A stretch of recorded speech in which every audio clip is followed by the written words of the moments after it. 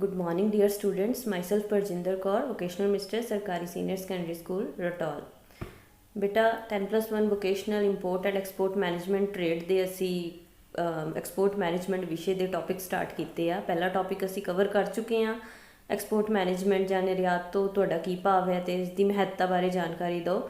ਸੋ ਉਸ ਤੋਂ ਅੱਗੇ ਜਿਹੜਾ ਅਸੀਂ ਅੱਜ ਸੈਕਿੰਡ ਟੌਪਿਕ ਸਟੱਡੀ ਕਰਨਾ ਹੈਗਾ ਹੈ, ਉਸ ਦਾ ਨਾਮ ਹੈਗਾ ਹੈ ਪੋਟੈਂਸ਼ੀਅਲ ਆਈਟਮਸ ਆਫ ਐਕਸਪੋਰਟ। ਕਿਹੜੀਆਂ ਆਈਟਮਸ ਹੈ ਜਿਹੜੀਆਂ ਭਾਰਤ ਦੂਸਰੇ ਦੇਸ਼ਾਂ ਦੇ ਵਿੱਚ ਭੇਜਦਾ ਹੈਗਾ ਹੈ, ਨਿਰਯਾਤ ਕਰਦਾ ਹੈ। ਉਸ ਤੋਂ ਪਹਿਲਾਂ ਮੈਂ ਤੁਹਾਨੂੰ ਥੋੜ੍ਹੀ ਜਿਹੀ ਇੱਕ ਬੇਸਿਕ ਜਾਣਕਾਰੀ ਦੇਣਾ ਚਾਹੁੰਦੀ ਹਾਂ ਕਿ ਇਸ ਵੀਡੀਓ ਦੇ ਨਾਲ ਮੈਂ ਇੱਕ PDF ਫਾਈਲ ਅਟੈਚ ਕੀਤੀ ਹੈ। ਤੁਸੀਂ ਆਪਣੀ ਵੀਡੀਓ ਦੇ ਡਿਸਕ੍ਰਿਪਸ਼ਨ ਬਾਕਸ ਨੂੰ ਕਲਿੱਕ ਕਰਨਾ ਹੈ। ਡਿਸਕ੍ਰਿਪਸ਼ਨ ਬਾਕਸ ਦੇਖੋ ਸਕਰੀਨ 'ਤੇ ਤੁਹਾਨੂੰ ਦਿਖ ਰਿਹਾ ਇੱਕ ਉਲਟਾ ਟਰਾਇੰਗਲ ਜਿਹੜਾ ਵੀਡੀਓ ਦੇ ਨੀਚੇ ਬਣਿਆ ਹੁੰਦਾ ਹੈ, ਉਸ ਨੂੰ ਤੁਸੀਂ ਕਲਿੱਕ ਕਰ ਲਓਗੇ ਅਤੇ ਫਿਰ ਆ ਪੇਜ ਖੁੱਲ੍ਹ ਜੂਗਾ, ਅਗਲਾ ਪੇਜ, ਜਿਹਦੇ ਵਿੱਚ ਨੀਚੇ ਇੱਕ ਲਿੰਕ ਦਿੱਤਾ ਹੋਊਗਾ। ਜਿਵੇਂ ਇਹਦੇ ਵਿੱਚ ਔਰੇਂਜ ਦੇ ਵਿੱਚ ਮੈਂ ਹਾਈਲਾਈਟ ਕੀਤਾ ਹੈ, ਉਸ ਲਿੰਕ ਨੂੰ ਤੁਸੀਂ ਕਲਿੱਕ ਕਰ ਲੈਣਾ ਹੈ। ਜਦੋਂ ਤੁਸੀਂ ਕਲਿੱਕ ਕਰ ਲਓਗੇ ਤਾਂ ਫਿਰ ਉਹ ਪੇਜ ਤੁਹਾਡੇ ਫੋਨ 'ਤੇ ਡਾਊਨਲੋਡ ਹੋ ਜਾਊਗਾ ਅਤੇ ਤੁਸੀਂ ਉਸਨੂੰ ਆਪਣੀ ਕਾਪੀ ਦੇ ਉੱਤੇ ਲਿਖ ਸਕਦੇ ਹੋ। ਸੋ ਅਸੀਂ ਵੇਖਦੇ ਹਾਂ, ਹੁਣ ਅੱਗੇ ਚੱਲਦੇ ਹਾਂ ਆਪਣੇ ਸਿਲੇਬਸ ਦੀ ਔਰ। ਐਕਸਪੋਰਟ ਮੈਨੇਜਮੈਂਟ ਵਿਸ਼ੇ ਦਾ ਜਿਹੜਾ ਸਿਲੇਬਸ ਹੈਗਾ, ਪਹਿਲਾ ਟੌਪਿਕ ਮੀਨਿੰਗ ਜਿਹੜਾ ਮੈਂ ਔਰੇਂਜ ਦੇ ਵਿੱਚ ਅੰਡਰਲਾਈਨ ਕੀਤਾ, ਉਸਨੂੰ ਅਸੀਂ ਕਵਰ ਕਰ ਚੁੱਕੇ ਹਾਂ।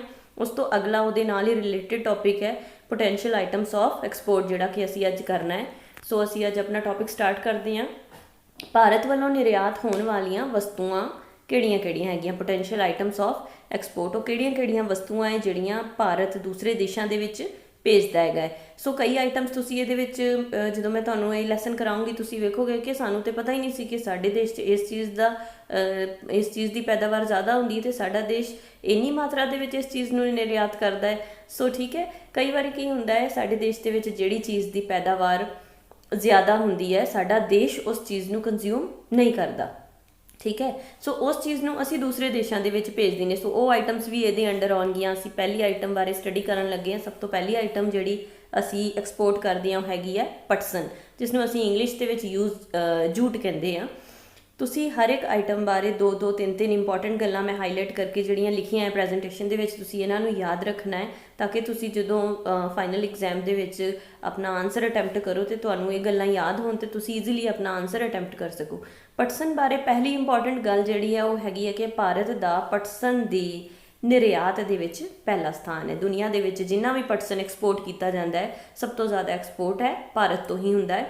ਅਤੇ ਦੂਸਰੀ ਗੱਲ ਜਿਹੜੀ ਤੁਸੀਂ ਪਟਸਨ ਦੀ ਯਾਦ ਰੱਖਣੀ ਹੈ ਉਹ ਕੀ ਹੈਗੀ ਹੈ ਕਿ ਜਿੰਨਾ ਵੀ ਐਕਸਪੋਰਟ ਇੰਡੀਆ ਦੇ ਵਿੱਚੋਂ ਅਸੀਂ ਕਰਦੇ ਹਾਂ, ਜਿੰਨਾ ਵੀ ਐਕਸਪੋਰਟ ਅਸੀਂ ਬਾਹਰਲੇ ਦੇਸ਼ਾਂ ਨੂੰ ਕਰਦੇ ਹਾਂ, ਉਹਦਾ 50% ਹਿੱਸਾ ਜਿਹੜਾ ਹੈਗਾ 50% ਉਹ ਪੱਛਮੀ ਬੰਗਾਲ ਦੇ ਵਿੱਚੋਂ ਹੀ ਬਣਦਾ ਹੈ। ਮਤਲਬ ਕਿ ਬਾਕੀ ਦਾ 50% ਸਾਰੇ ਇੰਡੀਆ ਦੇ ਵਿੱਚੋਂ ਬਣਦਾ ਹੈ ਅਤੇ 50% ਪੱਛਮੀ ਬੰਗਾਲ ਦੇ ਵਿੱਚੋਂ ਐਕਸਪੋਰਟ ਹੁੰਦਾ ਹੈ। ਅਗਲੀ ਆਈਟਮ ਜਿਹੜੀ ਹੈਗੀ ਆ ਉਹ ਹੈਗੀ ਹੈ ਚਾਹ, ਟੀ। ਸਾਰੇ ਜਾਣਦੇ ਹੋ, ਸਵੇਰੇ ਉੱਠ ਕੇ ਆਈ ਥਿੰਕ ਸਭ ਤੋਂ ਪਹਿਲਾਂ ਚਾਹ ਦੀ ਹੀ ਡਿਮਾਂਡ ਕੀਤੀ ਜਾਂਦੀ ਹੈ।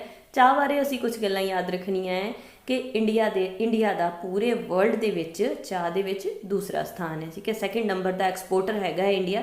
ਸਭ ਤੋਂ ਜ਼ਿਆਦਾ ਜਿਹੜੀ ਚਾਹ ਹੈਗੀ ਹੈ ਉਹ ਸਾਡੇ ਦੇਸ਼ ਦੇ ਵਿੱਚ ਅਸਾਮ ਸਟੇਟ ਦੇ ਵਿੱਚ ਬਣਦੀ ਹੈ। ਠੀਕ ਹੈ, ਇਹ ਦੋ ਗੱਲਾਂ ਤੁਸੀਂ ਯਾਦ ਰੱਖਣੀਆਂ ਕਿ ਅਸਾਮ ਦੇ ਵਿੱਚ ਪੈਦਾਵਾਰ ਸਭ ਤੋਂ ਜ਼ਿਆਦਾ ਹੁੰਦੀ ਹੈ ਅਤੇ ਭਾਰਤ ਦਾ ਪੂਰੇ ਵਿਸ਼ਵ ਦੇ ਵਿੱਚ ਦੂਸਰਾ ਸਥਾਨ ਹੈ। ਤੀਸਰੀ ਜਿਹੜੀ ਆਈਟਮ ਅਸੀਂ ਐਕਸਪੋਰਟ ਕਰਦੇ ਹਾਂ ਹੈਗੀ ਹੈ ਸੂਤੀ ਕੱਪੜਾ। ਸੂਤੀ ਕੱਪੜਾ ਜਿਹੜਾ ਤੁਹਾਨੂੰ ਪਤਾ ਹੈ ਕਾਟਨ ਤੋਂ ਬਣਦਾ ਹੈ। ਕਾਟਨ ਨੂੰ ਅਸੀਂ 3 ਤਰੀਕਿਆਂ ਦੇ ਨਾਲ ਐਕਸਪੋਰਟ ਕਰਦੇ ਹਾਂ। ਕਾਟਨ ਨੂੰ ਰॉ ਫਾਰਮ 'ਚ ਵੀ ਐਕਸਪੋਰਟ ਕੀਤਾ ਜਾਂਦਾ ਹੈ, ਉਸ ਤੋਂ ਕੱਪੜਾ ਬਣਾ ਕੇ ਕੱਪੜਾ ਵੀ ਐਕਸਪੋਰਟ ਕੀਤਾ ਜਾਂਦਾ ਹੈ, ਅਤੇ ਕੱਪੜੇ ਨੂੰ ਬਾਅਦ 'ਚ ਸਿਲਾਈ ਕਰਕੇ ਉਸਦੇ ਜਿਹੜੇ ਕੱਪੜੇ ਰੈਡੀਮੇਡ ਗਾਰਮੈਂਟਸ ਹੁੰਦੇ ਜਿਹਨਾਂ ਨੂੰ ਅਸੀਂ ਗਾਰਮੈਂਟ ਕਹਿੰਦੇ ਹੈਗੇ ਆ, ਉਹਨਾਂ ਨੂੰ ਵੀ ਐਕਸਪੋਰਟ ਕੀਤਾ ਜਾਂਦਾ। ਸੋ ਇਹਦੇ ਬਾਰੇ ਅਸੀਂ ਇਹ ਗੱਲ ਯਾਦ ਰੱਖਣੀ ਹੈ ਕਿ ਕੱਚਾ ਮਾਲ, ਕੱਪੜਾ ਅਤੇ ਸਿਲਾਈ ਕੀਤੇ ਕੱਪੜੇ, ਇਹ ਤਿੰਨੇ ਚੀਜ਼ਾਂ ਭਾਰਤ ਦੇ ਵਿੱਚੋਂ ਬਹੁਤ ਜ਼ਿਆਦਾ ਮਾਤਰਾ ਦੇ ਵਿੱਚ ਐਕਸਪੋਰਟ ਕੀਤੀਆਂ ਜਾਂਦੀਆਂ। ਅਤੇ ਦੂਸਰੀ ਗੱਲ ਇਹਦੇ ਵਿੱਚ ਤੁਸੀਂ ਯਾਦ ਰੱਖਣੀ ਹੈ ਕਿ ਭਾਰਤ ਦੀ ਦੂਜੀ ਸਭ ਤੋਂ ਵੱਡੀ ਇੰਡਸਟਰੀ ਹੈ। ਸਭ ਤੋਂ ਵੱਡੀ ਇੰਡਸਟਰੀ ਕਿਹੜੀ ਹੈਗੀ ਹੈ ਭਾਰਤ ਦੀ? ਐਗਰੀਕਲਚਰ ਇੰਡਸਟਰੀ, ਕਿਉਂਕਿ ਇੰਡੀਆ ਇੱਕ ਖੇਤੀਬਾੜੀ ਪ੍ਰਧਾਨ ਦੇਸ਼ ਹੈ। ਸਭ ਤੋਂ ਜ਼ਿਆਦਾ ਇੱਥੇ ਖੇਤੀਬਾੜੀ ਕੀਤੀ ਜਾਂਦੀ ਹੈ। ਅਤੇ ਸੈਕਿੰਡ ਨੰਬਰ 'ਤੇ ਜਿਹੜੀ ਸਭ ਤੋਂ ਵੱਡੀ ਇੰਡਸਟਰੀ ਹੈ ਉਹ ਹੈਗੀ ਹੈ ਕਾਟਨ ਇੰਡਸਟਰੀ ਜਾਂ ਟੈਕਸਟਾਈਲ ਇੰਡਸਟਰੀ, ਜਿਸ ਨੂੰ ਅਸੀਂ ਕਹਿੰਦੇ ਹਾਂ। ਅਗਲੀ ਜਿਹੜੀ ਚੀਜ਼ ਅਸੀਂ ਐਕਸਪੋਰਟ ਕਰਦੇ ਹਾਂ ਉਹ ਹੈਗੇ ਆ ਮਸਾਲੇ।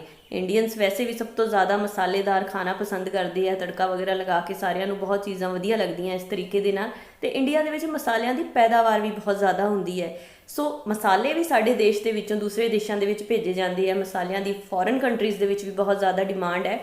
ਮਸਾਲਿਆਂ ਦੇ ਵਿੱਚ ਮੇਨ ਤੁਸੀਂ ਮਸਾਲਿਆਂ ਦੇ ਨਾਮ ਯਾਦ ਰੱਖਣੇ ਹੈ। ਕਾਲੀ ਮਿਰਚ ਹੈ, ਹਲਦੀ ਹੈ, ਜੀਰਾ, ਅਜਵਾਇਨ, ਜਿਹੜੇ ਵੀ ਮਸਾਲੇ ਤੁਹਾਡੇ ਦਿਮਾਗ 'ਚ ਆਉਂਦੇ ਹੈਗੇ, ਤੁਹਾਡੇ ਕਿਚਨ 'ਚ ਤੁਹਾਨੂੰ ਯਾਦ ਆਉਂਦੇ ਆ, ਤੁਸੀਂ ਉਹ ਸਾਰੇ ਮਸਾਲੇ ਆਪਣੇ ਆਨਸਰ ਦੇ ਵਿੱਚ ਲਿਖ ਸਕਦੇ ਹੋ। दूसरी इंपॉर्टेंट गल की याद रखनी है, असी कंट्रीज़ के नाम याद रखने कि किहड़ी कंट्रीज़ दे विच मसालियां की डिमांड है, जिहड़ी कंट्रीज़ नूं साडा देश मसाले एक्सपोर्ट करता है। वो हैगी है इंग्लैंड, जर्मनी, इटली, अमेरिका। ठीक है, ये 4-5 देश है। इस तो अलावा भी देश है, पर इन्होंने देशों के कंपैरेटिवली डिमांड बाकियां नालों थोड़ी ज़्यादा, इस करके असीं इन्हां दे नाम लिखांगे। सो ये 2 गल्लां तुसीं मसालियां बारे याद रखनी है। इस तो अगली आइटम जिहड़ी साडे देश वालों एक्सपोर्ट की जाती वो हैगी है चमड़ा अते चमड़े तो बनिया समान। ठीक है, जिवें कॉटन नूं भी असीं रॉ दे विच एक्सपोर्ट करते हैं, same is the case with चमड़ा ऑल्सो, लैदर ऑल्सो। असीं लैदर नूं भी रॉ फॉर्म च भी एक्सपोर्ट करते हैं, प्लस इस तो बनिया समान जिहड़ा हैगा है, जिवें बैग हैगे आ, शूज़ हैगे आ, जुत्ते हैगे आ, बेल्ट, ये सारियां चीज़ां भी असीं एक्सपोर्ट करते हैं। ठीक है, अगला जिहड़ा इहदे विच मेन तुसीं चीज़ याद रखनी है, वो मैं लिखिया हैगा वेखो स्क्रीन ते कि विश्व विच 5वां स्थान है। चमड़े नूं export Karan they which India दा 5वां स्थान हैगा है।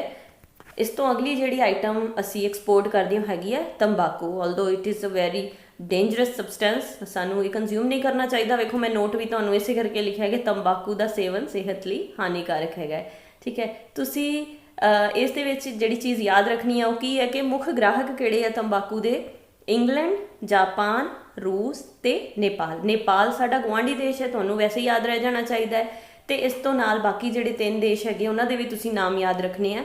तो तंबाकू का भी साडे देश के विचों बहुत ज़्यादा तादाद दे विच एक्सपोर्ट निर्यात किया जाता है।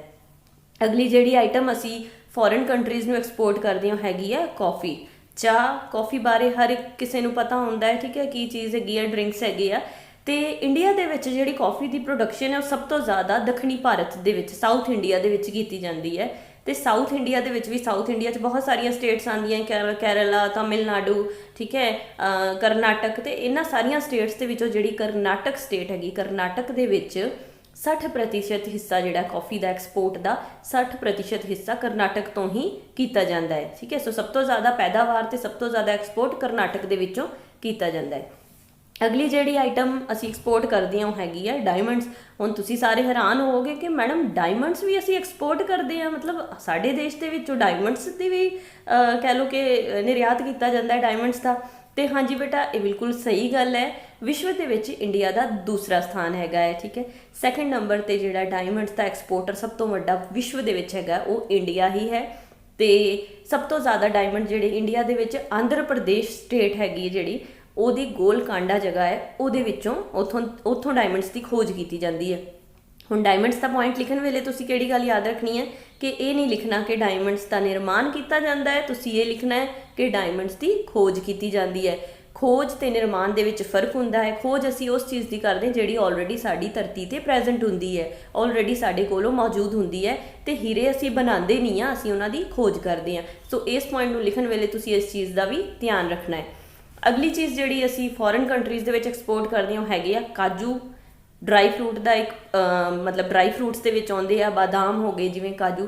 सो काजू बारे भी तुसी बेसिकली ये याद रखना है कि काजू की पैदावार पुराने समय दे विचों जिन्नी पैदावार पहला हुंदी है उहदे मुकाबले होने की पैदावार बहुत ज़्यादा वध चुकी है। सो भारत जितना पहला एक्सपोर्ट करता सी काजू का, उहदे मुकाबले होने का एक्सपोर्ट बहुत ज़्यादा मात्रा दे विच हुंदा है। तो दूसरी गल जिहड़ी याद रखनी है कि काजू सब तो ज़्यादा पैदावार महाराष्ट्र स्टेट दे विच हुंदी हैगी है।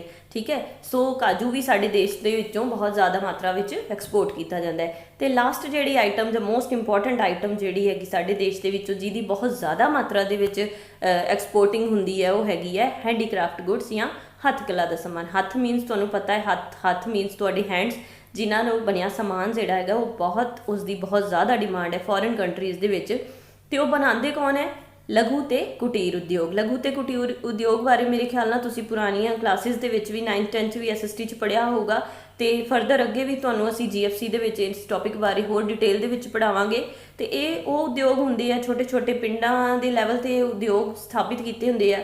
तो कई बार ये घरां दे कुछ मैंबरस मिल के ही इस उद्योग नूं चलाउण लग जांदे आ। सो टोकरियां बनाउण दा काम है, बांस तो कोई कुर्सियां बनाउण दा, मेज, इस तरीके का छोटा मोटा समान बनाउण दा। तुसीं फोटो च भी वेखो जिहड़ा समान बनिया पिया ना वो सारा हथ नाल बनाया होया समान है। सो ये सारे जिहड़े समान बनाते हुंदे आ जिहड़े भी लघु ते कुटीर उद्योग, इन्हां दा भी एक्सपोर्ट फॉरेन कंट्रीज़ दे विच बहुत ज़्यादा किया जाता है। बहुत उत्थे इस चीज़ की डिमांड है।